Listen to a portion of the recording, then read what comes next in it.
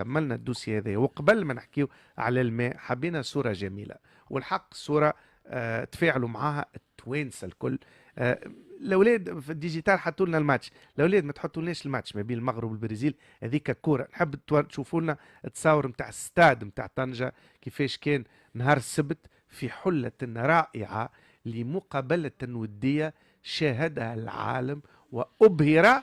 نجم نقولوا عن نتيجه المغرب غلبت البرازيل في الاخر ما تبقى الا مباراه وديه، لكن الباكيج الكل فتحي كان بصراحه مبهرا. بالطبيعه والسوريس الروجاتو المغرب ربحت ان بلوس لانه سامحني اول بلد عربي يربح البرازيل عبر التاريخ. المغرب اول بلد افريقي ترشح لنهايه كاس افريقيا 2024 شقه في الكوت ديفوار في جانفي. المغرب ما خلى لنا شيء، المغرب معناها كل اول بطبيعه الحال نفرحوا للمغرب، ولكن هكا انا حسرة صغيرة. معناها المغرب دخل التاريخ من كل البوابات، معناها الرابع في الوحدة كأس العالم اللي في كأس العالم اللي تعديت، سادس مرة يقدم روحه باش ينظم كأس العالم.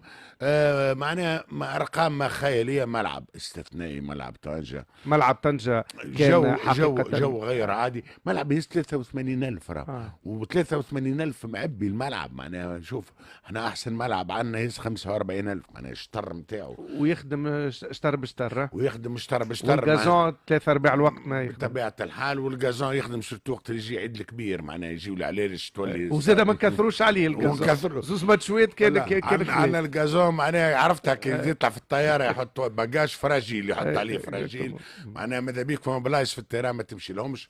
إذا المغرب حدث استثنائي، المغرب قاعد يبهر فينا، المغرب العالمية. شوفوا هذه صورة ميرسي لأولاد في الديجيتال، شوفوا التيفو اللي عملوه ليزولترا، وهذه صورة جميلة. تعرف علاش؟ من غير ما ندخل في تفاصيل، مانيش برنامج كروي، لأنه كمان حتى في المغرب راهو فما الأندية قوية ياسر، الانتماء للأندية قوية ياسر. عندك الرجاء والوداد بطبيعة الحال إلى جانب الأندية الآخرين، لكن وقت يلعب المنتخب المغربي بالحق المرة هذه تلموا الناس الكل، وكان كوريغرافي اكسبسيونيل، وتقشعرت الابدان البرشا توانسه في هذا الملعب الجميل في هذه المدينه الرائعه. انا كانت لي انا محظوظ لانه بديت السنه في مدينه طنجه. بوابه خذيناه السر هذا لوج عليه من ليله راس العام، مراد باش يغيب ماشي البلاصه ما قلناش عليها. قلتها فيما لا قلتها على مراحل. المهم احسنت الاختيار ولا لا؟ انا مش نعطيك كرات. شوف قلتها قطره جيت لنا بالمغرب توا طنجه، اذا قطره وينو الماس مراد. شوف الملعب الجميل.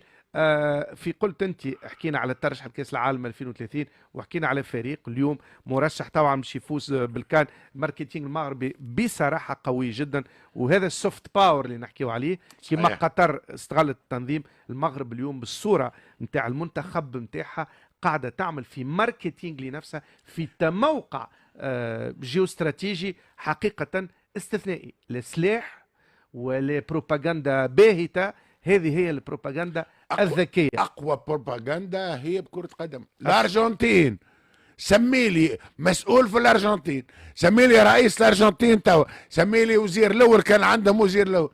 العالم الكل يعرف ميسي في كره القدم. ونختم القوس المغربي. المباراه وين تمت؟ في طنجه. صحيح. يعني أنه حتى على مستوى المركزية المغرب بعد ما سوقت الكازا والمراكش قاعدة تسوق الطنجة بحكمة وبحبكة محكمة، وما نجموا إلا ننحني ونحيي. وخاطر المغرب زادة احنا زادة عنا علاقات كبيرة مع المغرب كما مع الجزائر، ولكن مع المغرب اليوم فما تقريب تضامن كروي عشناه في كأس العالم ويتواصلوا به.